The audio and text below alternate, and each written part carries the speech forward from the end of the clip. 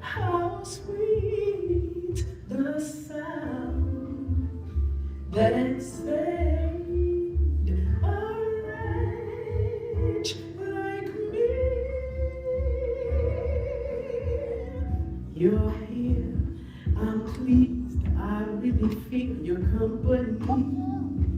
Your style, your smile, your pace mentality. Lord, have mercy on me.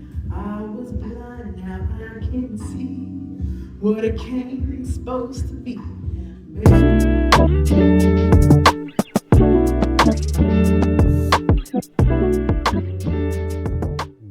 Excuse me, miss. I was in the waiting room when you gave your testimony. And what I realized is that we have an enemy in common. While you were being called to the office again, I was being put out the only home I've ever known. While you were shaking with anxiety and fear over something no one ever wants to hear, I was shaking in dread. Because we all know what happens to little girls that have no home and no one to claim them. I think our souls passed each other by. See, my soul left me a long time ago in a dingy motel room, ripped away by brutal force. It fled, unable to find its way back home.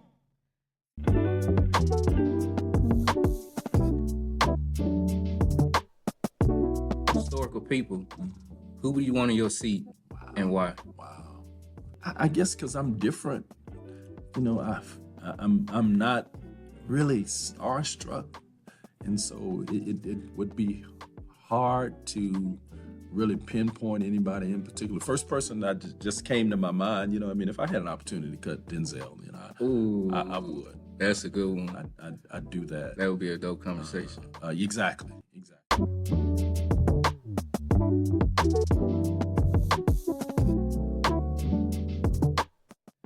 How important is diversity in your work, considering you grew up in a bilingual, bicultural home?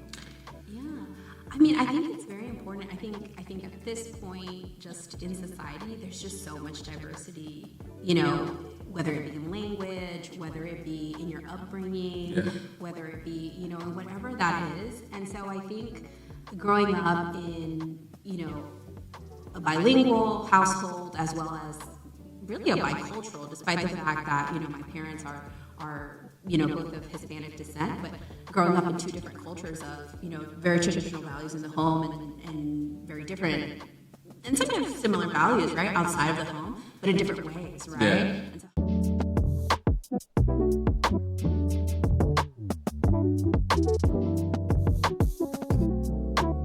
he tests those whom he loves.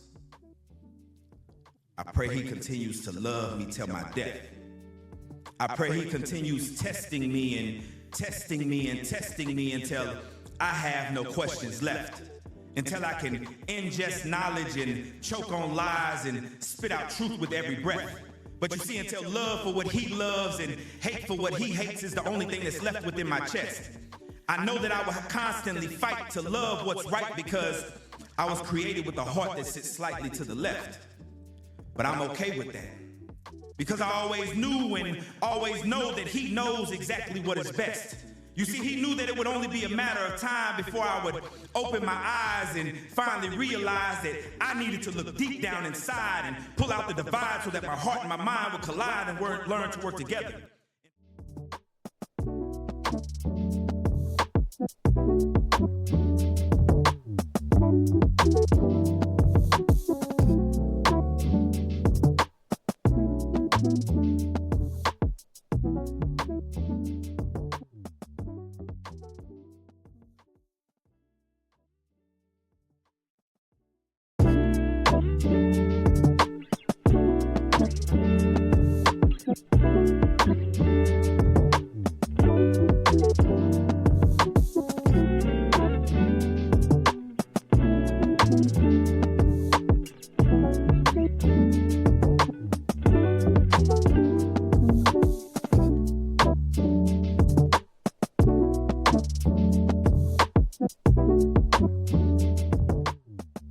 Episode. This is Ordinary Conversations with Extraordinary People with your host, Willie Beekman. As we continue in our series, Business 101, aka Standing on Business.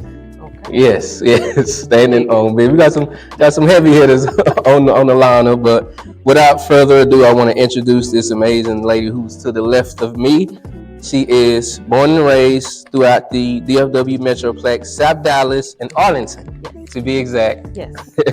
Arlington Bowie High School alumni, Yes. class of 97, co-founder and president of the Black Women's Wealth Wall Street Incorporated, which is a nonprofit organization. Also founder of the Ascension Magazine, celebrating high-powered, high-value, C-suite executive women. That's amazing. Absolutely. Yeah, that's huge.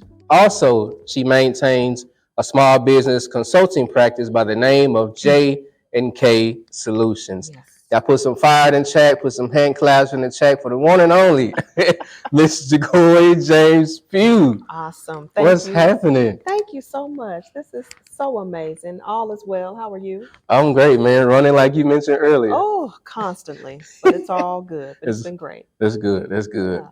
Yeah. I always kick off the show as far as groundwork and the framework for the show, just allowing our guests to share that upbringing, that childhood, all that good stuff, where they're from, for people to get to know you on a personal level. So just kind of walk us through your childhood, South Dallas, Arlington, all that good stuff. Yeah, so childhood, I'm actually an only child, born and raised in South Dallas up until 6th grade. Right. And so in the 6th grade, I left, moved out to the Arlington area. And so that's where I started. I started my life in Arlington. I was in theater. Interesting. Huh?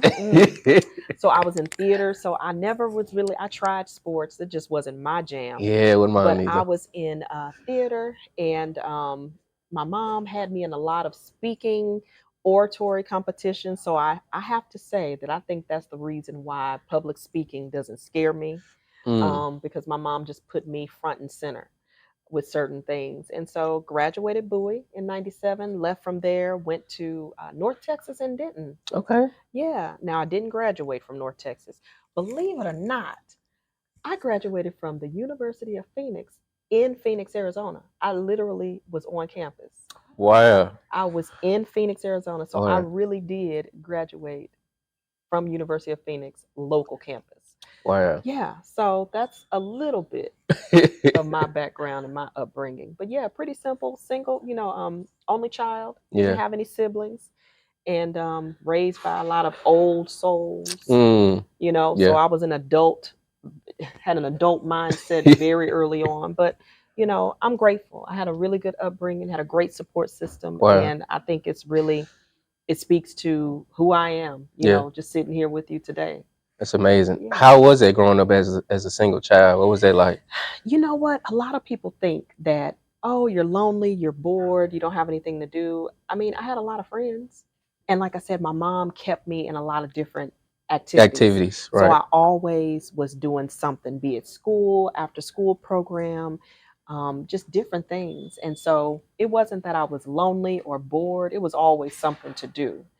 I would say that what happened, though, is being an only child. When I went to North Texas, I pledged Delta, so I am a Delta. Okay. Shout out to Delta Sigma Theta. Okay, shout out. Incorporated. Okay. I found my sisters. I did. I found my sisters in Delta, and we still talk. We stay connected. I mean, we are almost 25 years, almost somewhere between 25 to 30 years in this thing. So, and I'm only 20. I mean, how does that happen? Yes. But yeah, I mean, being an only child, it wasn't difficult. But like I said, going to college, I found my tribe. I found my friends, my sisters. And I don't ever meet a stranger. Look how we met.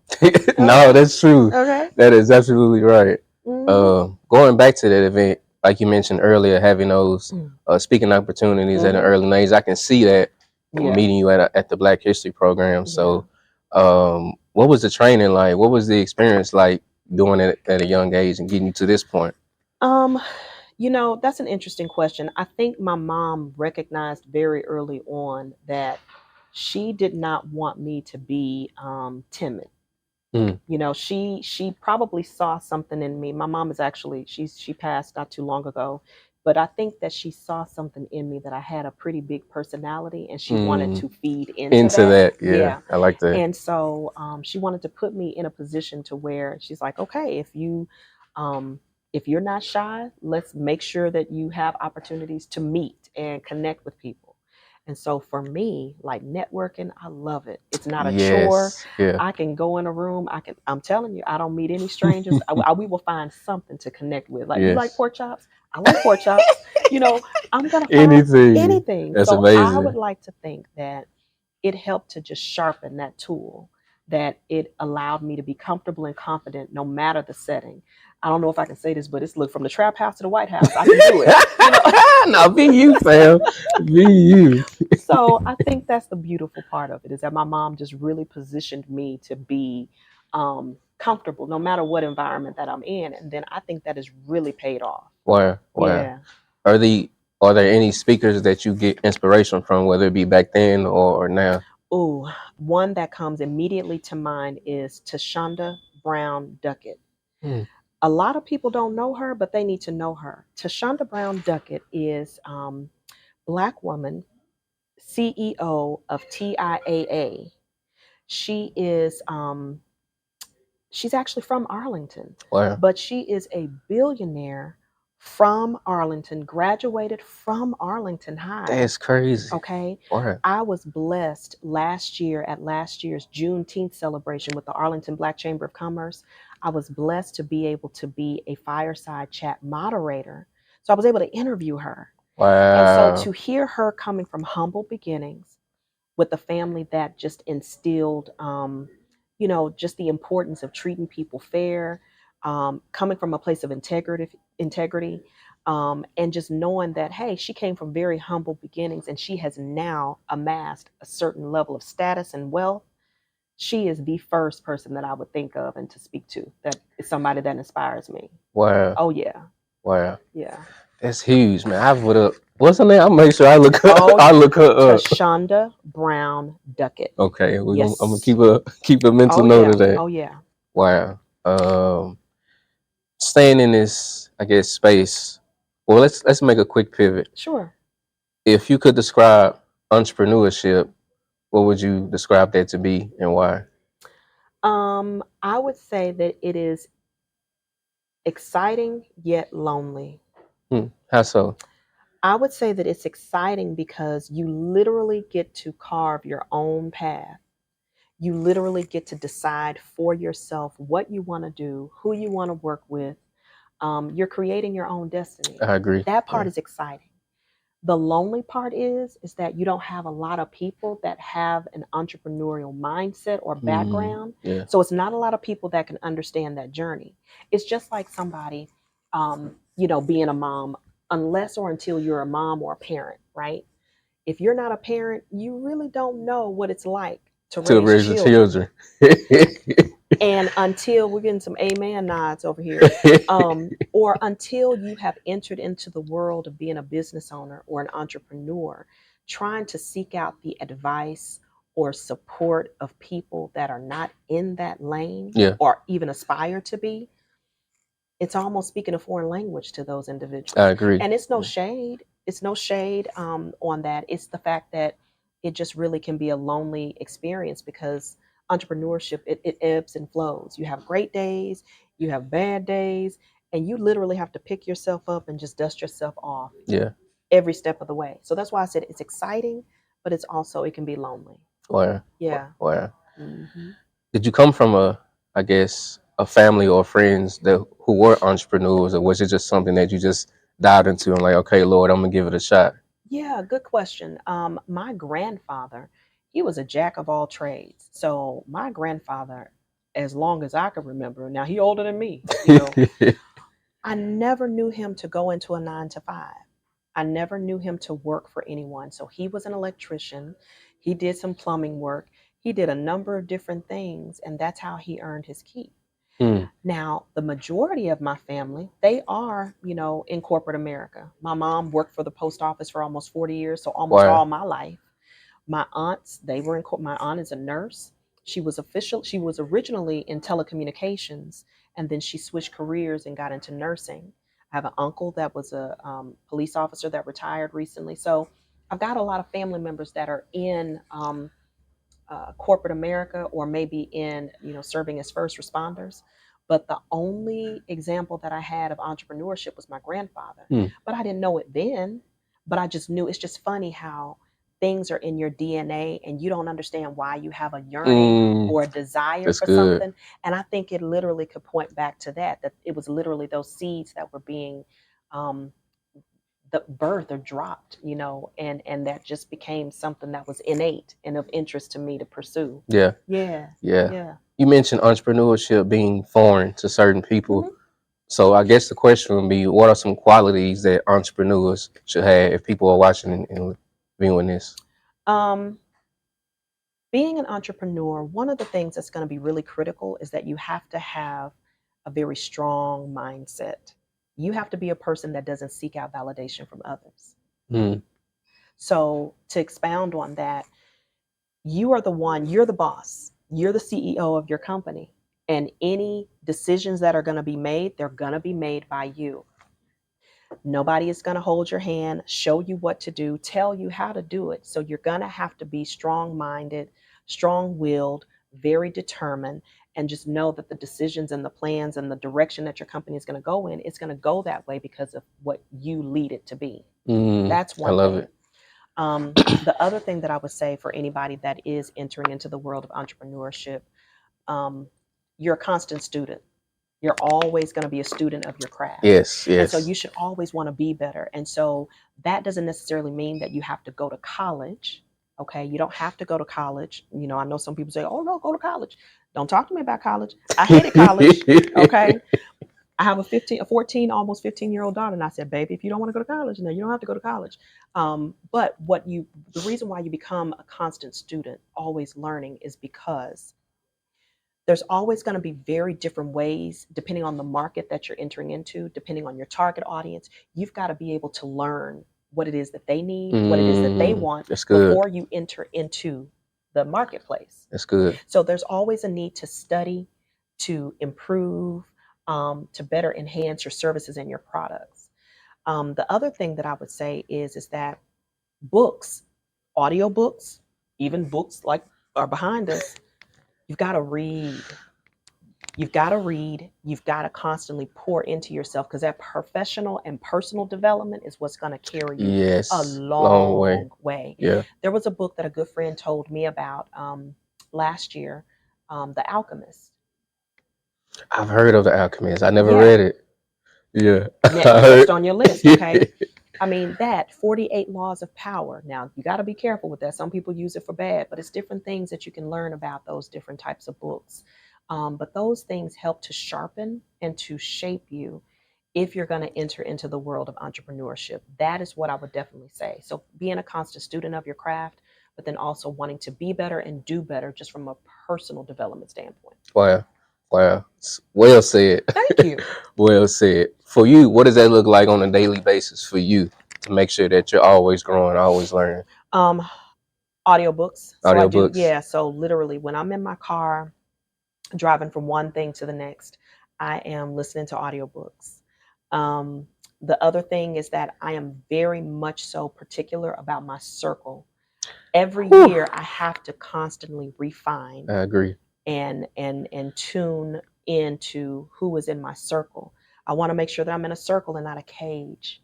I don't want to be held back. I don't want anybody to put barriers or boundaries on me that puts me inside of, like I said, a cage where it's limiting me, where I can't be better and do better. That's so good. I would say, for me, just making sure that I am tapping into people, that we have each other's back, that I have somebody that is in the same space, not necessarily the same industry as me, but understanding just the world of entrepreneurship. Like, we're going to be good friends because we are going to understand this journey. So for me, on a day-to-day basis, I'm checking in with my tribe. I'm listening to my audio books. And then I'm also, honestly, I'm finding time to pour into people and to give back. So I do mentorship. Now everybody want to be mentored for free. I can't mentor everybody for free. Now I got a limit. Okay. But I do take an active interest into pouring into people because I know that somebody had to do it with me and for me. And so I try my best to give back and to do what I can for other people. Yeah. Wow. What does that mentorship program consist of? So a couple of things. So like one mentorship program that I was sitting in my car talking to a mentee. Goldman Sachs. Have y'all heard of? Yes, I'm familiar with Goldman Sachs. So Goldman Sachs has a program, 10KSB. I went through that program. I graduated from Goldman Sachs 10KSB last year, April of 2024. But they also have a Black in Business cohort. So it's 1 million small businesses. And so that's going to be for women. I mentor that group of women. So I have about 6 or 7 women that I work with, and they come to me about whatever, they may have questions on, if it's operational management, if it's time management, if it's how to better structure or put processes in place, how to decide when to scale and add new employees, things of that nature. We talk about a number of different things. So mentorship from that standpoint, very, very structured, because that is with a program that gives me, say, hey, okay, this is what you need to talk about. This is, what we need to cover. Mentorship on a personal basis for myself, I typically lend myself to 2 ladies a year. I like that. Only because it's got to be organic, and there has to be time to cultivate a genuine relationship. Yes. I don't want, I like to think that I'm a very personable person. And if I'm going to spend time with you, I want to get to know you. Yes. Right? I want you to get to know me, because there are just some things about this life, things that we just don't talk about. Now, being that I'm a woman and I'm married and I'm a mom, there are things that a lot of people just are really hush about. People don't talk about the fact of, well, I started a business, but I married somebody that is not an entrepreneur. And they mad because I'm building this business, but I ain't folding these clothes. Yes, Lord. Okay. Or I have these young children. I have 2 or 3 children under the age of 10, and I'm not able to chaperone at events, or I'm not able to go and attend different school functions because I'm trying to build this business. Why? Because I want to make sure that when I die, they're millionaires and they don't ever have to. Yes, that's so important. It's those kind of conversations. So that is where I'm able to lend myself from a mentorship standpoint when I am working with individuals, personally. Yeah. So like I said, through the program, there are certain parameters that I have to meet and adhere to. But when I personally, mentor, I want to get into the meat and potatoes of that, because that I feel like helps to shape the individual and really helps to steer them in a different direction. Wow. Yeah. I love that. Studying your bio, it mentioned that you were well known for this acronym VISTA. VISTA. Come on, doing your homework. Hey man, I'm locked in, sis. Yeah. So share with our online community what that means to you. You know what's funny? VISTA landed in my lap one day, and I'm big on acronyms because I feel like when you have any type of word association or acronym, it just kind of helps to make things relatable. But VISTA, which is spelled V as in Victor, I, S as in Sam, T as in Tom, A as in Apple. That stands for V being vulnerable, I being intentional, S being strategic, T being transparent, and A being authentic.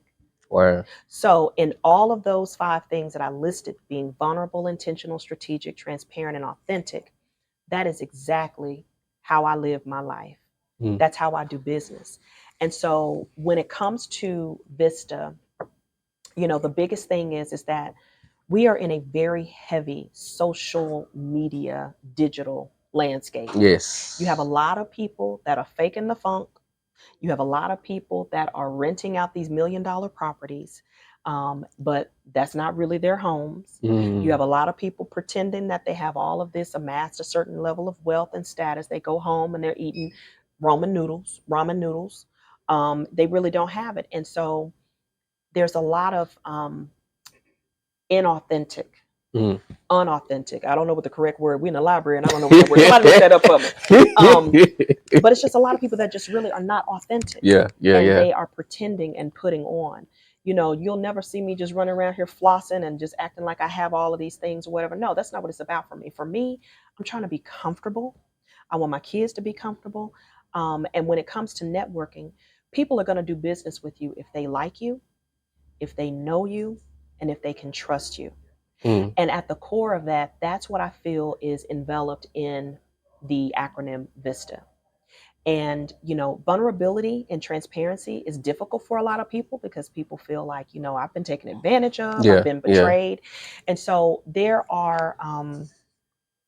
rules to that, right? You don't want to just out the gate just say, yeah, my daddy ran over my cat 2 years ago. Like, you don't want to just out the gate just say that, but when you feel that you've met somebody, that there could be a genuine connection, and that it allows the two of you to be authentic and to be vulnerable and to build a bond, being able to utilize that acronym in order to expound on that relationship, that's when it's applicable, that's when it's approachable. Wow. Appropriate, actually.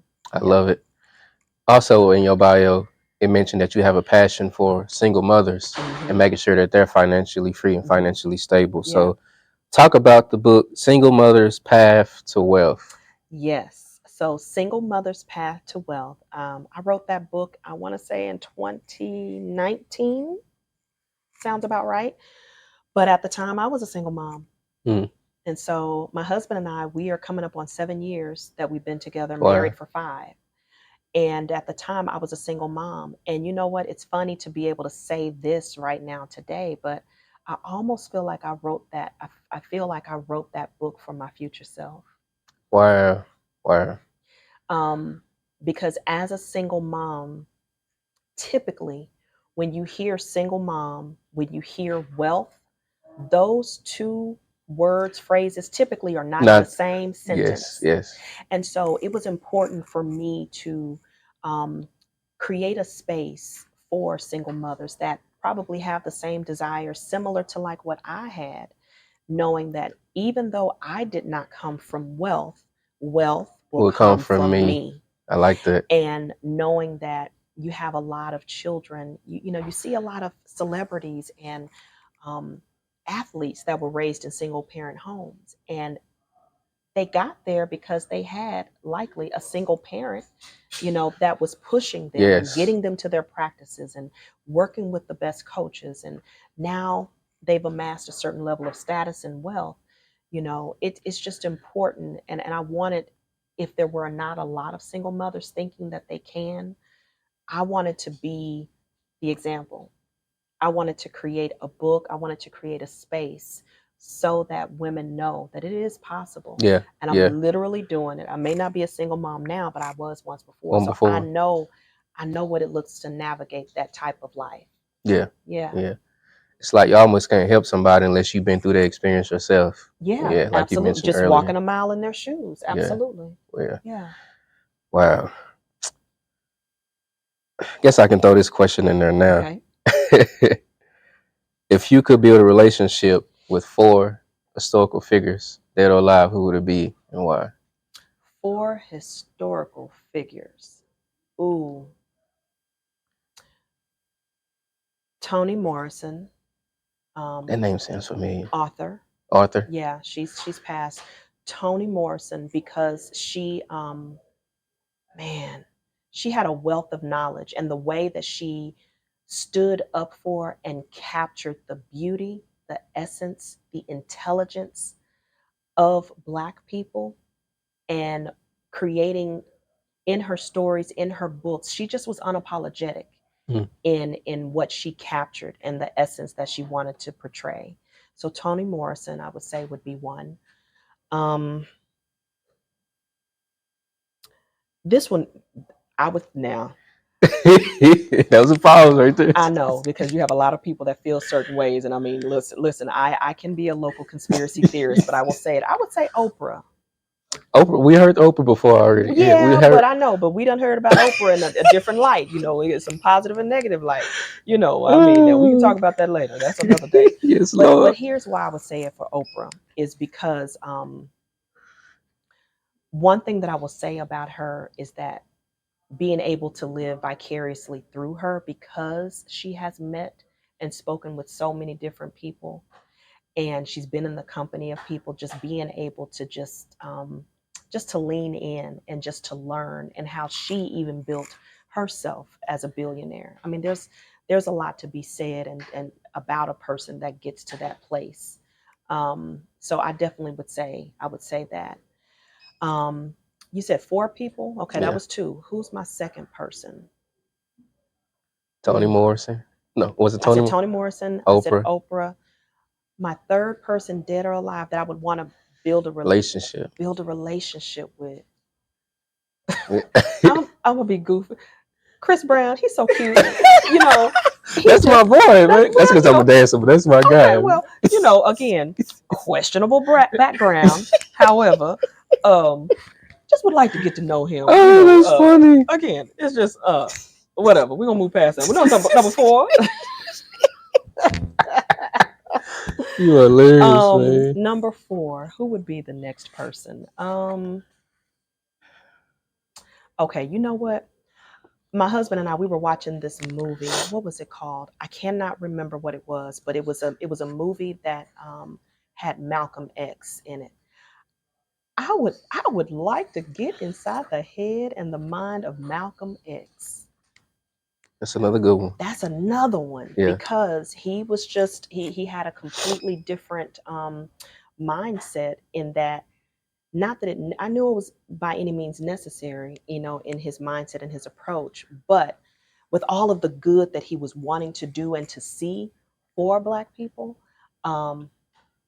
it takes that militant mindset, that a lot of that you have to activate as a business owner, as an entrepreneur. So I think there's a lot to learn from an individual like that to be able to apply from an entrepreneurial mindset. Yeah. I love it. Yeah. I love it.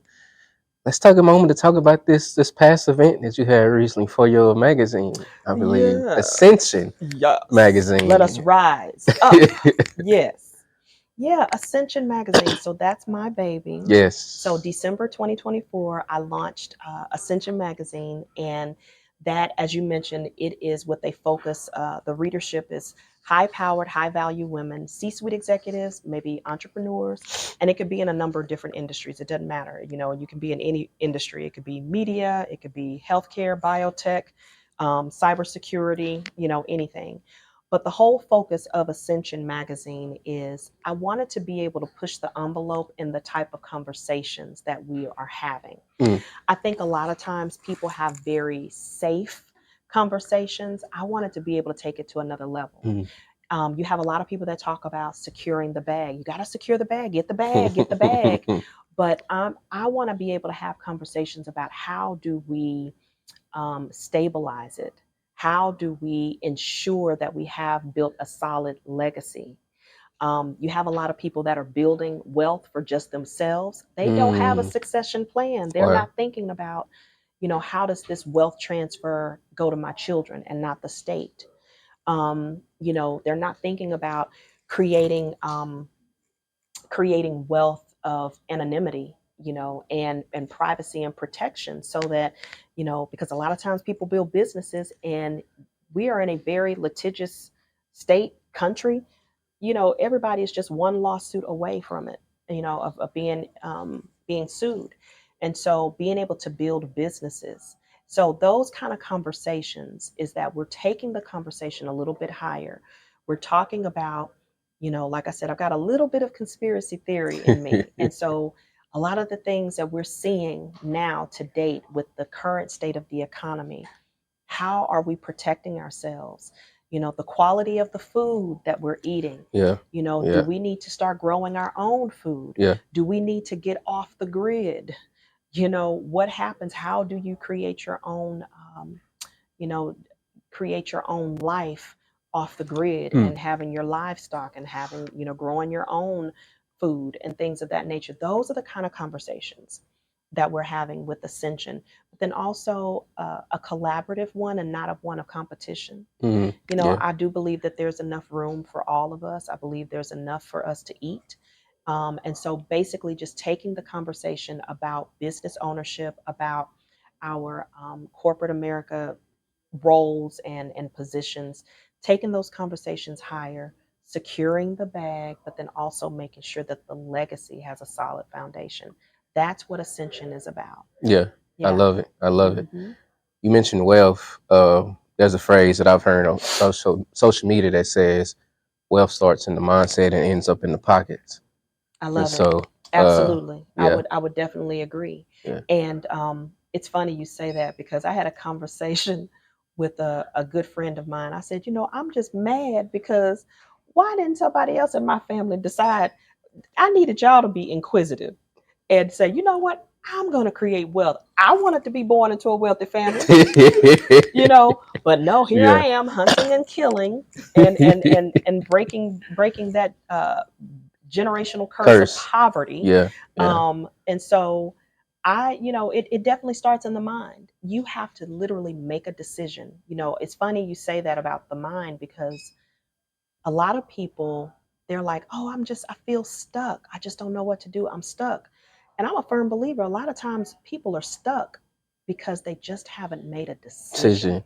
Wow, I totally agree. You have options, you have opportunities, but at the end of the day, it's up to us to just simply make a decision and to move it forward. So yes, it starts in the mind and then it ends up in the pocket. And it's not overnight. Of course not. It takes time. It takes time. Yeah. Yes, it takes time.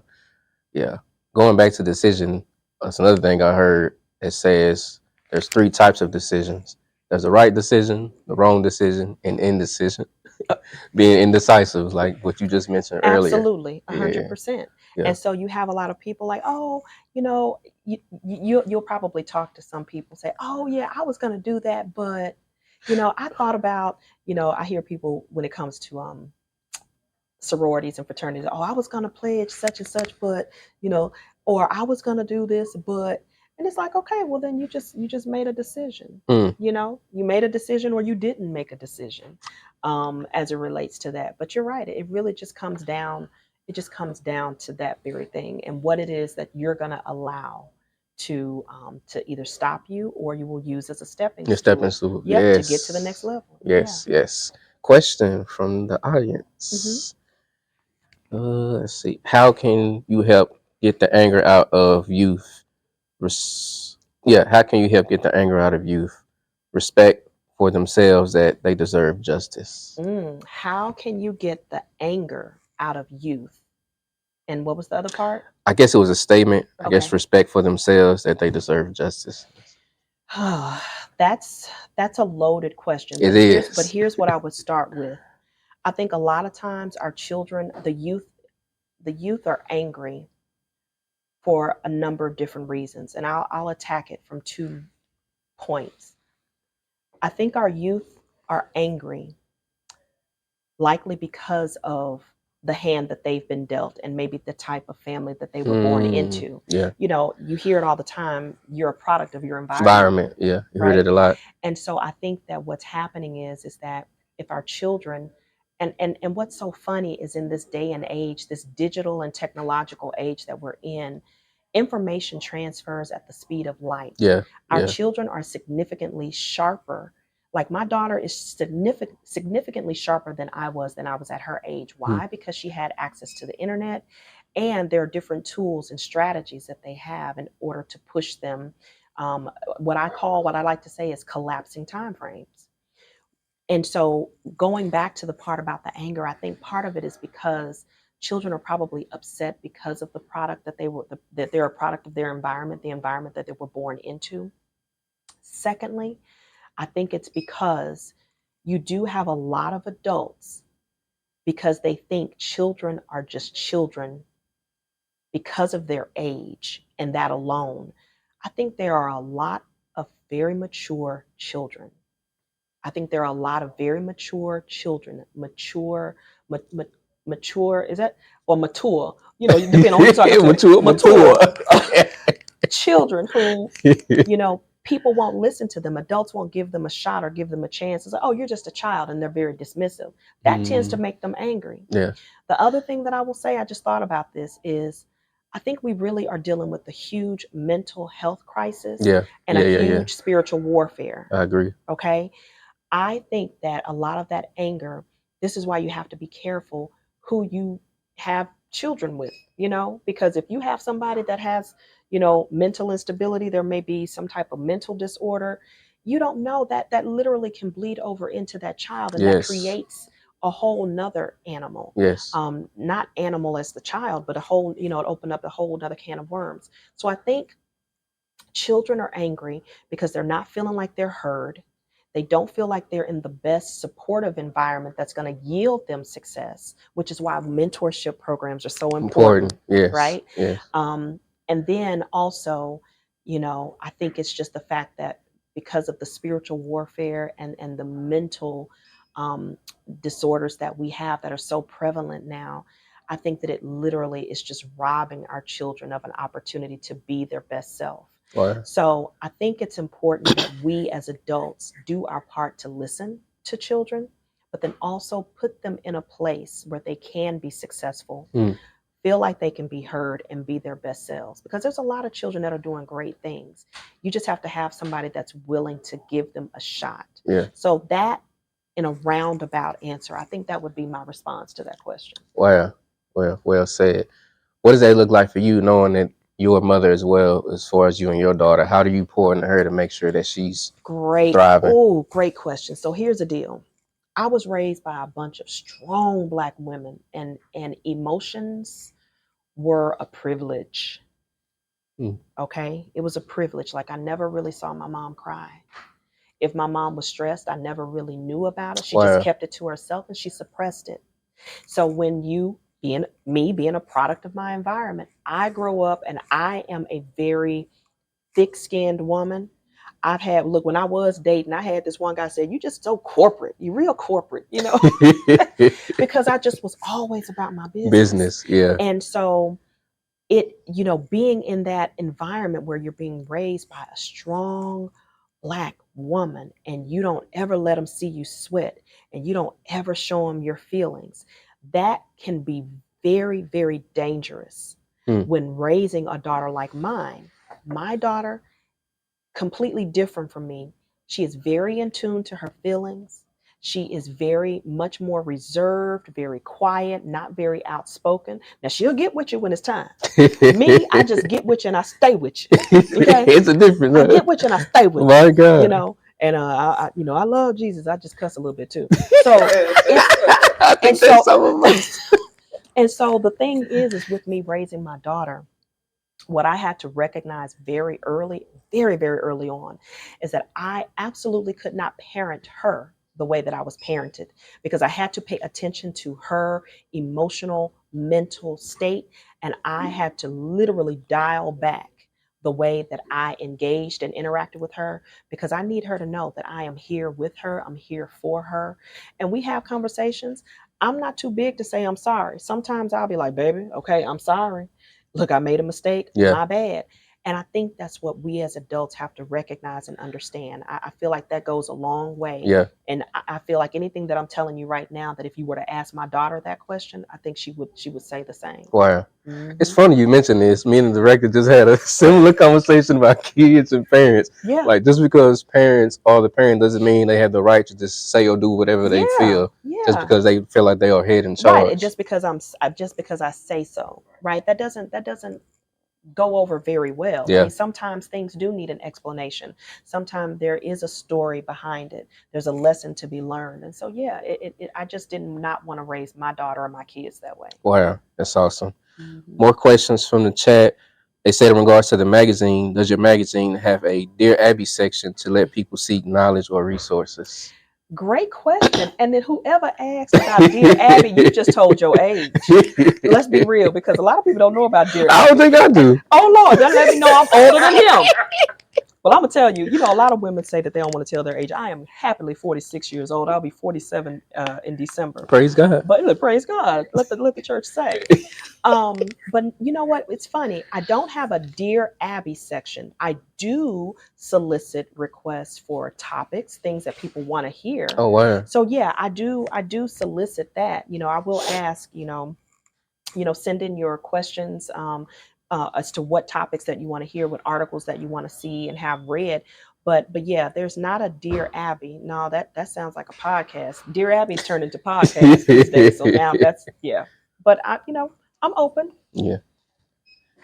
Then they also said, I guess, tell us a little more of the Ascension magazine. Yeah. I guess the context of it. Yeah. So Ascension Magazine, basically, so for instance, let me talk about some of the ladies that I've had featured on the magazine. Yes. So I was very blessed to have, for my very first issue, Melinda Williams. Melinda Williams, yes. Melinda Williams from Soul Food. So she was Bird in Soul Food. So she was my very first That's cover amazing. For the issue. January was none other than me, honey. Okay, meet the people that get to know me. Right. I had for February Dr. Benicia Poole Watson. Now, why she is now, that's another heavy hitter. Dr. Benicia Poole Watson is a veteran. She's Air Force veteran. She is the first Black woman to own a bank. And she has done, I want to say she's on a path to do over $1 billion in home loans. Wow. So she literally has a bank. She's helping people to get That's in amazing. homes. Yeah. So Dr. Benicia Poole Watson was my cover for February. For March, I chose a nonprofit organization called She Supply. So they focus on for women that may be homeless with the focus of period poverty. So menstruation poverty, making sure that they have tools and ways in which they can help to provide resources to homeless women. And then I've also had Dr. Renee Hornbuckle Fowler. She is a transformational coach. She actually is the overseer of Triumph Destiny Church, or Triumph Church over in Arlington, off of Mayfield and 360. So she's a powerhouse in her own right. And then this month of May, have y'all ever heard of Cookie Society? I haven't. Okay, let me bless you. Cookie Society is they sell cookies, right? They bake cookies. So Marissa Allen and her husband, they opened up now their 5th location. They're in Mansfield. Wow. They have a location, their 5th location. And Cookie Society, they have these 1/4 pound cookies, big, buttery, amazing cookies. See, if you were at my launch party, you would have gotten that. They sponsored cookies, and as a result, I have a lot of people fiending for those cookies. So be blessed and go find yourself at one of those locations. And so, as you can see and hear, Ascension Magazine is focusing on high-value women that said, listen, I may not have it all together, but I have created a life that I want for myself and for my family. And it's giving real life examples of women that are out here killing it in the game, doing their thing, building their businesses, just improving their connections and their relationships.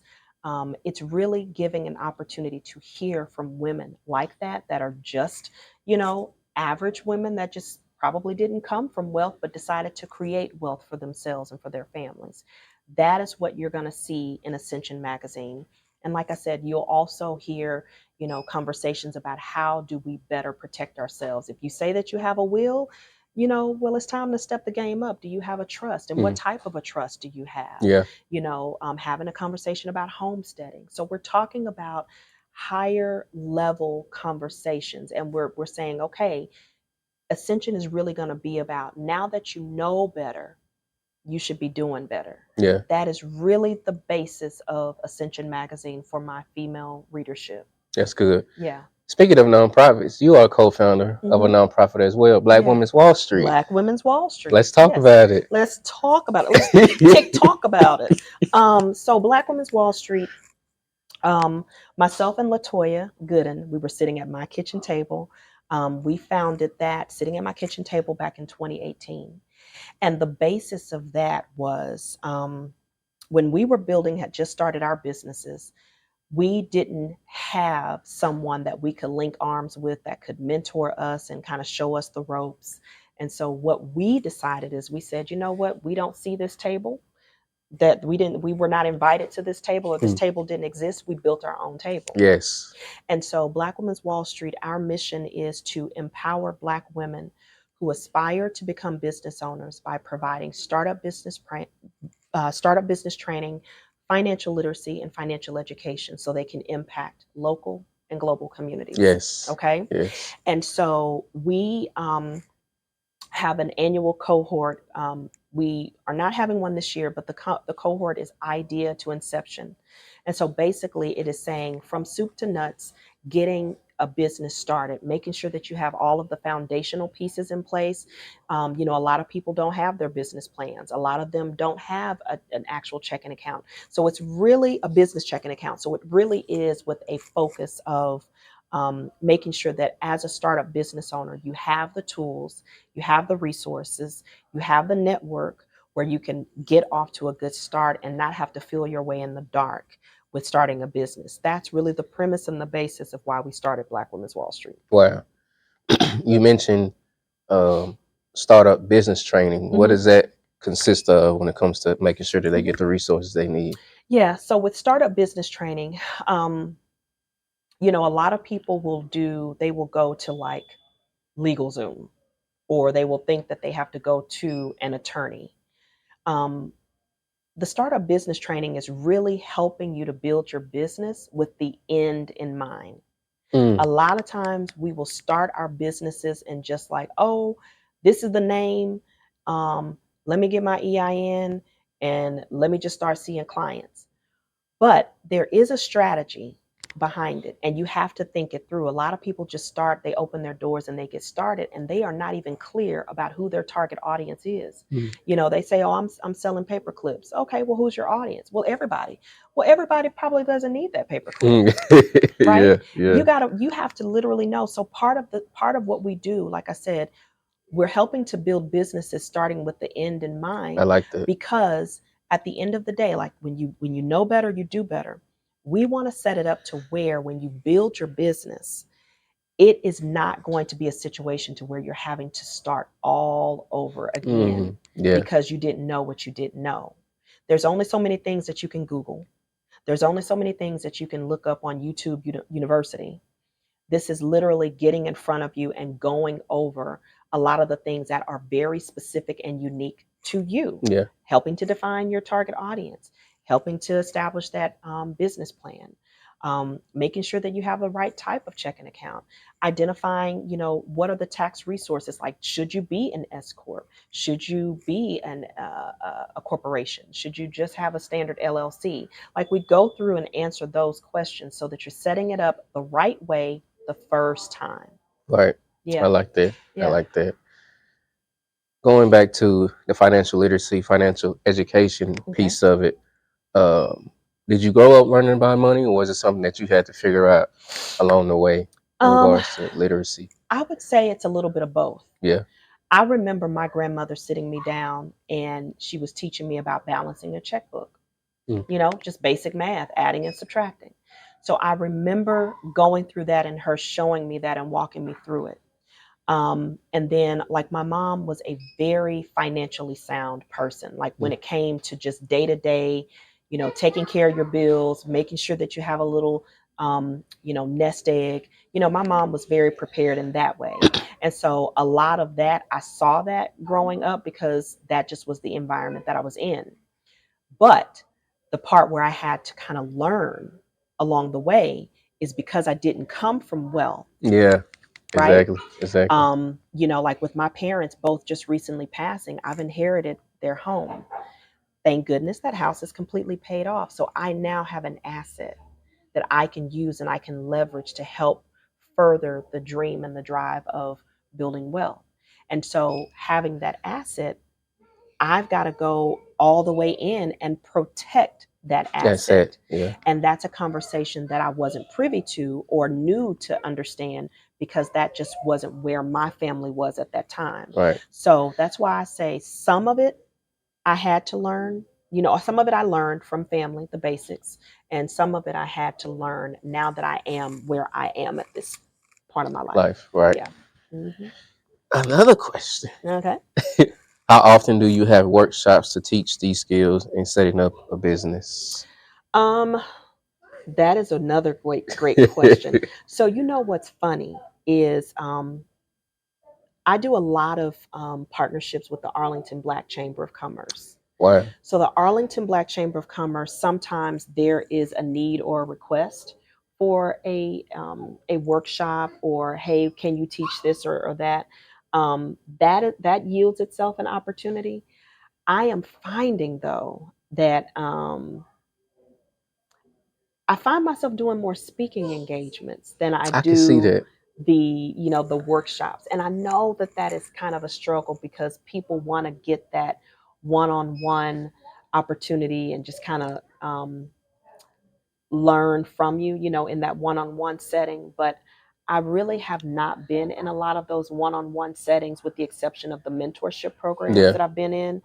But I'm always open, if there is a need or a request, I'm always open to put on a small workshop.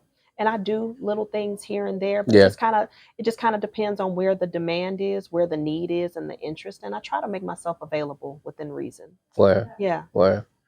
How often do you have speaking engagements? Is that a consistent thing, a monthly thing? It's monthly. I would say that it's monthly, and I just really try to make myself available. But at the same time, if I'm honest, I know I can't say yes to everything.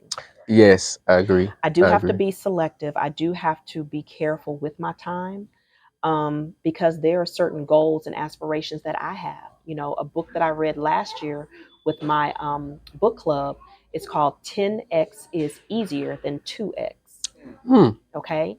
10x is easier than 2x. And so the basis of that book is saying that when you look at everything that you do in your business, about 80% of what you do can and should be delegated to somebody else. Wow. And you, as the founder or visionary, should really be spending your time on that 20%. And that 20% is all about building the relationships. It's about growing the business and focusing on the operation part of the business so that it can grow and flourish. That was a game changer for me, because I found that a lot of times I take on, I send a lot of emails and I make a lot of phone calls, and that stuff is administrative that I absolutely can and should delegate to somebody else. So I do have a lot of speaking engagements. Most of them, I have something coming up in 2 weeks. I bet y'all don't know about that. Oh. So, shameless plug. So, Black Women's Wall Street, we have on Saturday, May 31st, at the Sheraton Arlington Hotel, we have the Money, Power, and Influence Summit. Whew. And the name is a heavy hitter. It's the Money, Power, and Influence Summit. That is going to consist of 2 panels. You have the money panel, where we have individuals like Kadena Tate, who is a subscription revenue strategist, where she teaches you how to build a subscription business model. Wow. And how to generate, substantial revenue from that. it, right? Right. I have a gentleman that's going to be on that panel, Doc G. He wakes up every day to fight the IRS. Okay, so he is teaching you tax strategies, and Wow. when you're building your businesses. In the power segment, it's a fireside chat with Gene Boykin Jr. He's the founder of the Go Getter family. He focuses on asset protection.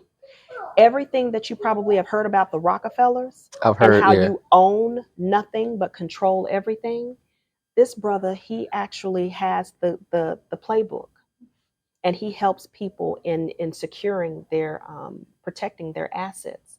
And then for the influence panel, I have a global brand strategist. I have a cybersecurity expert that's talking about when you build your brand, when you got the money, you got the power, you got the influence. She said you're digital gold, and people are going to be coming at you all the time trying to steal your digital presence and to create fake accounts. Wow. And how to protect yourself. So those kind of conversations are happening at the Money, Power, and Influence Summit. And so that'll be, like I said, that'll be in just 2.5 weeks on May 31st. And so that's, because that's a Black Women's Wall Street event, I'll be there, obviously speaking and helping to moderate those panels. Wow. But those are the kind of, conversations that we're having. Yes, I think that's something I need to be. Get there. And tickets are reasonable. Okay, $50 for general, and we feeding you all day. Oh. Hot breakfast, lunch, snacks. You know, it's gonna be a great time. Oh, that's funny. Let's see. Okay, register, go into our website. Yes. So blackwomen'swallstreet.org, blackwomen'swallstreet.org. The event is also on Eventbrite, so you can look it up by name, Money, Power, and Influence Summit.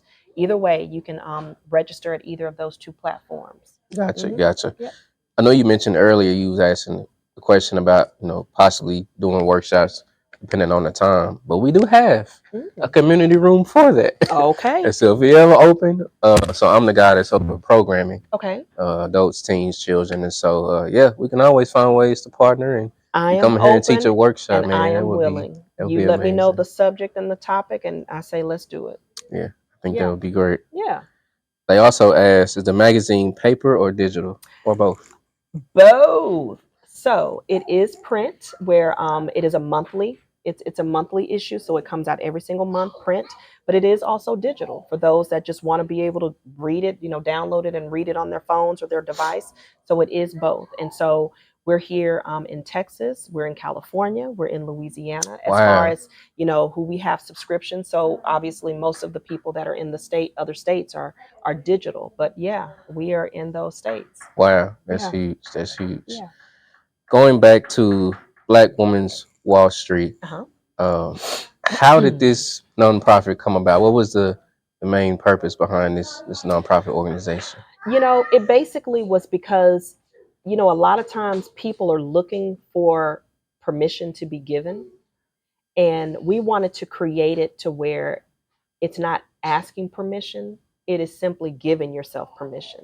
I like that. So we wanted to be able to create the nonprofit organization so that we can make it affordable for people that are wanting to get business strategy, business advice. Because like I said, if you try to go through an attorneys are expensive. Yeah. If you go through LegalZoom, all they're doing is just giving you, they're just telling you, put your name here, put your address here, and then you have an LLC. It's just being able to have somebody to ask questions and bounce ideas off of, or get strategy so that you can, like I said before, focusing on the end in mind. Yeah, and I like so that. it was built from that standpoint of saying that we wanted to create a platform that gave voice back to women so that they can disrupt the norm and give themselves permission and not seek out validation or needing to ask permission in how they build or what they want to build for themselves. I love it. How can the people that are watching, viewing, find you, follow you social media wise? How can people get in contact with you? So I am primarily on Facebook, LinkedIn, Instagram. So you can find me, my name, you can find me under JaCoi James Pugh. My whole government name is on there. You'll find me JaCoi James Pugh. Pugh is P-U-G-H. So you can connect with me that way on Instagram, on Facebook. With the organizations, Black Women's Wall Street, we've abbreviated it. It's BWWS Inc. So BWWS Inc. is how you can find that organization on Facebook, Instagram, LinkedIn. For Ascension, it's Ascension Magazine. So you can connect with us with Ascension Magazine on either of those platforms as well. So either look me up for JaCoi, JaCoi. James Pugh, and if you find me that way, you'll find me with the other one. Yeah. I love it. Any closing words, any final thoughts as we put a button on the end of the show? Closing thoughts. I'll say this: if you are watching this and you have a dream or a vision to be an entrepreneur, just know that it's not going to be an easy road, but it's absolutely going to be worth it. And so, because we only have one life to live, you've got to get busy living it today. I love it. Well, y'all heard it best. Today was great. I told you it was going to do good. This was fun. It was. This is Ordinary Conversations with Extraordinary People with your host, Willie Beeman, with our amazing guest we had on today, Mr. JaCoi James Pugh, who represented represented. But we will see you guys next week, next Wednesday at 12 p.m. as we have my brother Shoes McGee, who's a rapper out of East Texas, phenomenal rapper, man, great content. And so y'all keep following us, man. Also subscribe to our YouTube channel, Forest Hill Public Library District. See y'all next week. Peace.